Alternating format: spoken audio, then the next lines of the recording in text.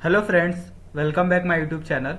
और आज यहाँ पे हम लोग बात करने वाले हैं जो फिजिक्स का 12th क्लास का जो प्रैक्टिकल बुक है उसका जो एक्सपेरिमेंट नंबर 6 है, रेजोनेंस ट्यूब। ठीक है, तो यहाँ पे हम लोग रेजोनेंस ट्यूब के अंदर बेसिकली दो पार्ट्स के बारे में यहाँ पे देखने वाले हैं, जिसमें पहला पार्ट है to determine the speed of sound in the air at the room temperature और सेकेंड है to find out the unknown frequency of the tuning fork using the resonance tube. ठीक है, जिसके लिए यहाँ पे हमको अपैरेटस दिया गया है और साथ में यहाँ पे आपको डायग्राम भी दिख रहा है जिसके अंदर दोनों पार्ट्स को मेंशन किया है।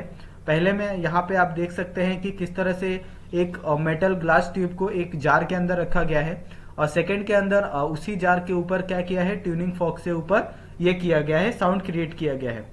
और उसके लिए यहाँ पे आप फॉर्मूले देख सकते हैं, यहाँ पे टोटल आपको 4 फॉर्मूलेस दिए हैं। ठीक है, तो ये 4 फॉर्मूलेस यूज करके आपको इसके अंदर जो कैलकुलेशन करने हैं, जो भी यहाँ पे आपको ऑब्जर्वेशन दिए, टेबल कंप्लीट करना है, वो आप यहाँ से कर सकते हैं। ठीक है, उसके लिए यहाँ पे आपको प्रोसीजर दिया गया है। ठीक है, तो आपको इस प्रोसीजर के अकॉर्डिंग ही आपका जो प्रैक्टिकल है उसको परफॉर्म करना है ताकि आपसे कोई गलती ना हो। ठीक है, उसके बाद यहाँ पे आप देख सकते हैं ये प्रोसीजर में आप कितना बड़ा देख सकते हैं। उसके बाद यहाँ पे आपको ऑब्जर्वेशन दिया गया है जिसके अंदर आपको least count of the vernier caliper. ठीक है, तो least count of vernier caliper यानी आपने वर्नियर कैलिपर तो देखा ही होगा, एक एडजस्टेबल इंस्ट्रूमेंट होता है जिसके अंदर हम लोग मेजरमेंट करते हैं। ठीक है, छोटी से छोटी चीजों के बारे में। तो इसके बारे में यहाँ पे आपको टोटल 4 क्वेश्चन पूछे गए हैं जिसके लिए यहाँ पे चारों का आंसर आपको दिया गया है।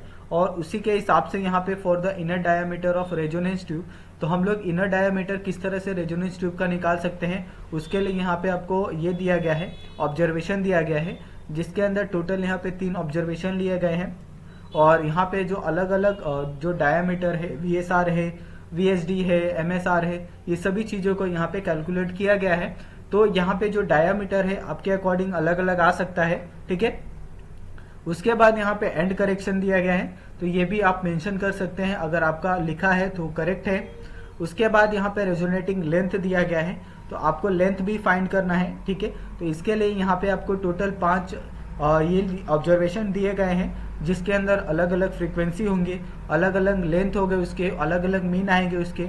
और उसके बाद यहाँ पे आपको करेक्टेड लेंथ लिखना है उसका कि what is the corrected length. ठीक है, और उसके अकॉर्डिंग यहाँ पे आपको उसका मीन वैल्यू लिखना है। ठीक है, उसके बाद हमें यहाँ पे एक ग्राफ के बारे में पूछा गया है, जो ग्राफ है n हर्ट्ज अपॉन 1/L। और ये जो ग्राफ आएगा वो है एक स्ट्रेट लाइन ग्राफ आएगा जो ओरिजिन से पास होगा। और उसके लिए यहाँ पे आप देख सकते हैं कि स्लोप को किस तरह से फाइंड किया गया है। ठीक है,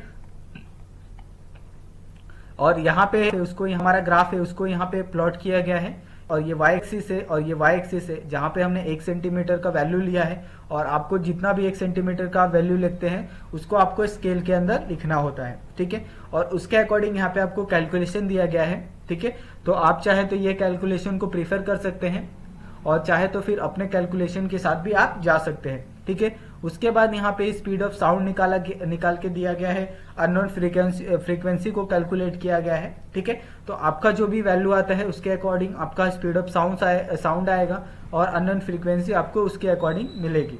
ठीक है, यहाँ पे आपको रिजल्ट दिया गया है कि speed of sound in the air at the room temperature क्या होगा और unknown frequency of the fork क्या होगा। कैलकुलेशन के हिसाब से यहाँ पे बताया गया है और ग्राफ के भी हिसाब से आपको बताया गया है। ठीक है, और यहाँ पे आपको जो भी प्रिकॉशन यानी कोई भी अगर एक्सपेरिमेंट को परफॉर्म करते हो तो उसके अंदर कोई गलती ना हो उसके लिए आपको कुछ प्रिकॉशन दिए रहते हैं। तो इसके लिए यहाँ पे आपको कुछ प्रिकॉशन दिए गए हैं, साथ में यहाँ पे कुछ क्वेश्चन आंसर को पूछे गए हैं, तो इसको हम लोग डिस्कस कर लेते हैं।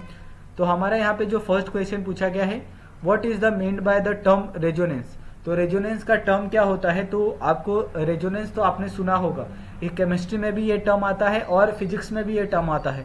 तो आपको यहाँ पे फिजिक्स वाले टर्म के अनुसार आपको रेजोनेंस का बताना है कि what is the meant by the term resonance. ठीक है, उसके बाद यहाँ पे आपको ऑक्सीलेशन के बारे में पूछा है कि what is the force oscillation. तो यहाँ पे आपको फोर्स ऑक्सीलेशन के बारे में डेफिनेशन देना है कि बेसिकली वो फोर्स ऑक्सीलेशन होता क्या है। ठीक है, उसके बाद यहाँ पे जो थर्ड क्वेश्चन पूछा गया है, what are the sources of error in the experiment. तो यहाँ पे कौन कौन से सोर्स हो सकते हैं एरर इस एक्सपेरिमेंट के लिए, ठीक है। तो अलग अलग कोई भी सोर्सेस हो सकते हैं, जैसे आप चाहे तो ह्यूमन एरर कर सकते हैं, इन्वायरमेंटल एरर कर सकते हैं, इंस्ट्रूमेंटल एरर हो सकता है, ठीक है। या फिर आप अगर प्रोसीजर अच्छे से नहीं करते हो तो उसके लिए एरर हो सकता है, ठीक है। उसके बाद यहाँ पे फोर्थ क्वेश्चन पूछा गया है, what are the nodes and the antinodes. तो नोट्स और एंटी नोट्स क्या होता है उसके बारे में यहाँ पे पूछा गया है, ठीक है। तो आप कभी भी अगर वाइब्रेशन करते हो तो नोट्स और एंटी नोट्स फॉर्म होते हैं, तो वो बेसिकली होते क्या है उसके बारे में यहाँ पे पूछा गया है, ठीक है।